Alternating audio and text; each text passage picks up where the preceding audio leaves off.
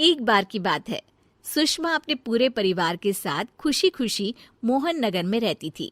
उसकी 2 बहुएं थी, पल्लवी और शिवानी। एक दिन दोनों बहुएं रसोई में काम कर रही होती है कि तभी उनकी सास सुषमा उन्हें बुलाती है। अरे बहू, जरा इधर तो आना। शिवानी, जरा जाकर देखना सासू माँ क्या कह रही हैं।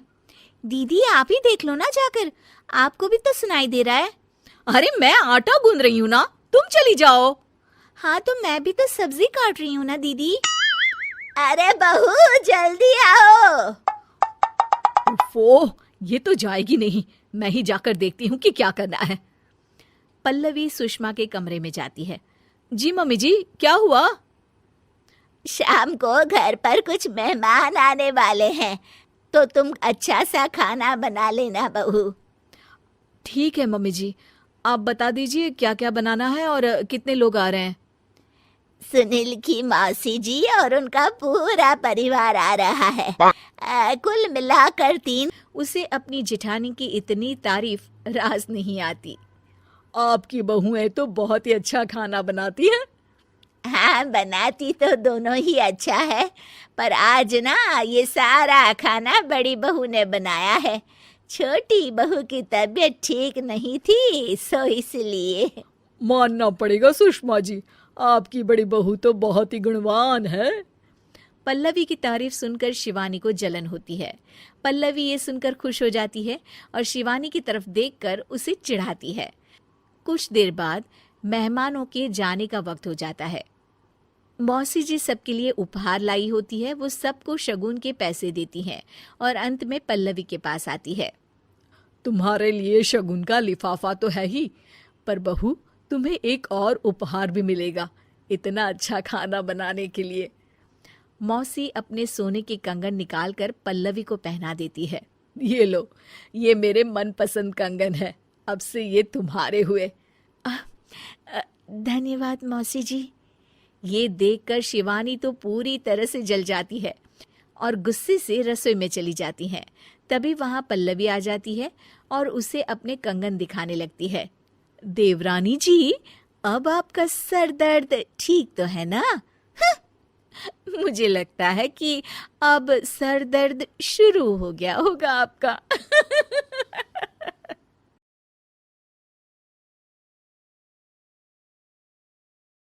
कानी बहू।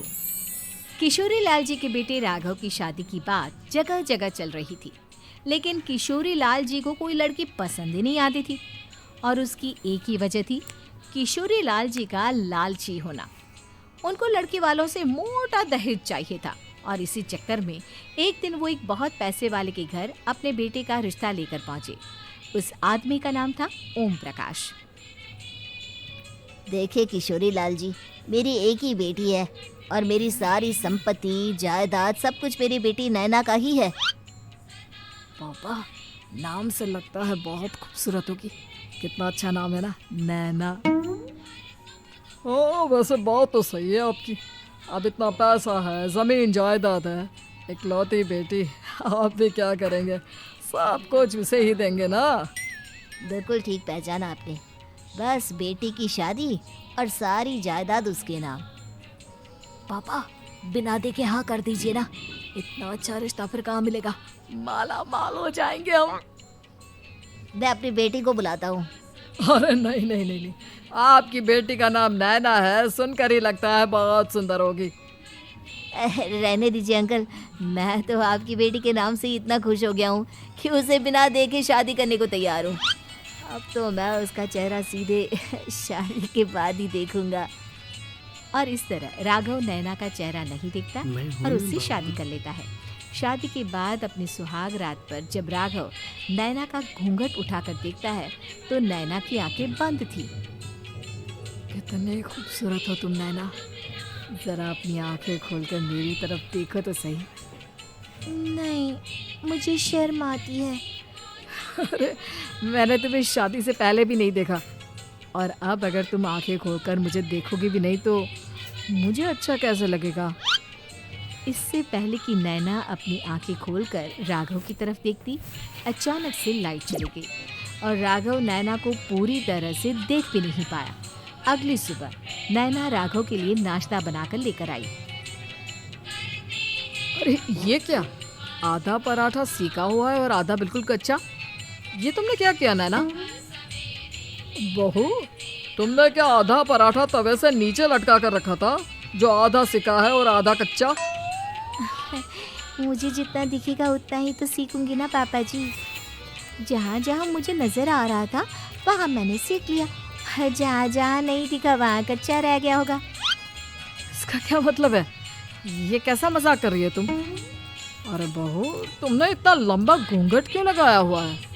देखो, हमारे घर में बहुओं को बेटी की तरह रखा जाता है, और फिर तुम तो इतना सारा माल लेकर आई हो। देखो, ये घूंघट डाल कर रखने की कोई ज़रूरत नहीं है।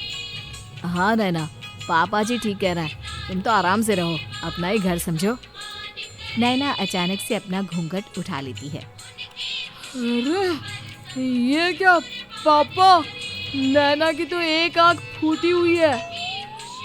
नाम से नैना, लेकिन ये तो कानी बहू निकली।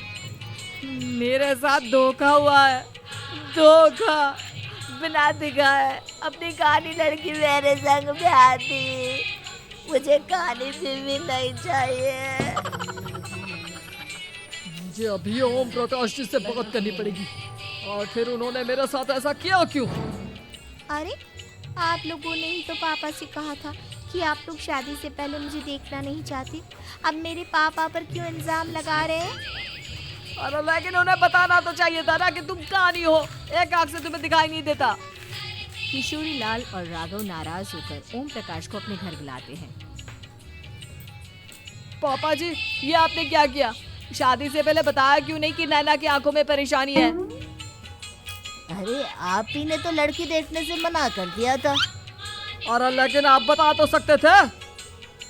आपको तो हमारी बेटी की प्रॉपर्टी चाहिए थी, वो भी पूरी की पूरी। अब क्या हुआ अगर उसे आधा दिखाई देता है? प्रॉपर्टी तो आपको पूरी मिल गई ना। अरे ये क्या बात हुई? मेरी शादी प्रॉपर्टी से नहीं, आपकी बेटी से हुई है। अब ये तो पहले सोचना चाहिए था, तब तो मेरी प्रॉपर्टी देखकर तुम्हारी जुबान लप लपा रही थी।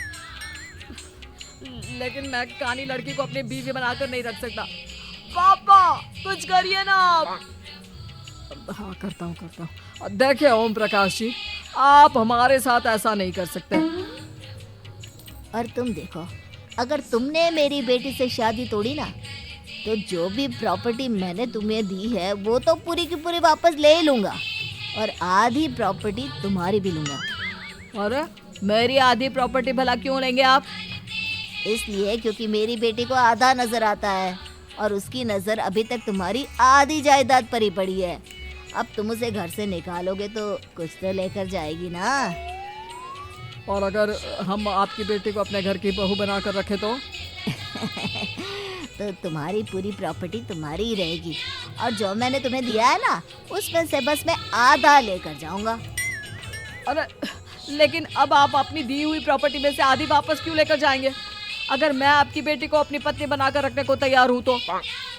इसलिए ताकि भविष्य में अगर तुम मेरी बेटी को धोखा दो तो उसके पास कुछ तो रहे जो पति का हो। वैसे मेरे पास तो बहुत कुछ है, लेकिन अपने पति की कोई निशानी तो उसके पास होनी चाहिए ना। अब अगर तुमने मेरी बेटी को कहानी कहा तो तुम्हें प्रॉपर्टी भी कहानी ही मिलेगी, पूरी नहीं। जमाए राजा। किशोरी लाल और राघव समझ चुके थे कि वो बुरी तरह फंस चुके हैं और अब उनके पास वहां से निकलने का कोई चारा नहीं है। अब समझ में आया ना, लालच बुरी बला होती है। एक तो तुम्हें प्रॉपर्टी मिली, ऊपर से बीवी मिली, उसमें तुम्हें नखरे भी दिखाने हैं। आए बड़े, चुपचाप बैठो तुम। कुछ दिनों के बाद नैना राघव की कार लेकर बाजार घूमने निकलती है और जब कार लेकर वापस आती है। ये क्या, एक तरफ से मेरी गाड़ी पूरी खराब हो चुकी है। लगता है तुमने मेरी गाड़ी को किसी दूसरी गाड़ी के साथ एक्सीडेंट किया है। अरे कितना बड़ा नुकसान कर दिया तुमने बहू। वो क्या है ना पापा जी, मुझे एक आंख से दिखाई नहीं दे रहा था, सामने से गाड़ी आ रही थी। मुझे तो सिर्फ आधा ही दिखाई दिया और वो गाड़ी मेरी कार से रगड़ते हुए निकल गई। अब मैं क्या करूं बताओ? आप इसे ठीक कराने के पैसे कौन देगा? तुम्हारे पापा। तुमने मुझसे इस तरह से बात की? अभी रुको। नैना राघव की शिकायत ओम प्रकाश को कर देती है। देखो राघव, अब जो मेरी आधी प्रॉपर्टी तुम्हारे पास थी ना, उसमें से आधी और मैं लेकर जाऊंगा, क्योंकि तुमने मेरी बेटी को डांटा। अरे नहीं नहीं पापा जी, गलती हो गई, माफ कर दो। गलती की तो कोई गुंजाइश ही नहीं। अगली बार मेरी बेटी को डांटा तो बची हुई आधी में से आधी और ले जाऊंगा। लालच के चक्कर में हम दोनों ने बहुत बड़ी गलती कर दी बेटा। एक तो तुम्हें कानी बहू मिली और ऊपर से जो माल मिला वो भी काना। इस तरह राघव की हर एक गलती पर ओम प्रकाश उसकी प्रॉपर्टी का आधा आधा हिस्सा लेकर अपना सारा माल वापस ले गया और राघव को कानी बीवी से काम चलाना पड़ा। ये लालच वाकई में बुरी बला है।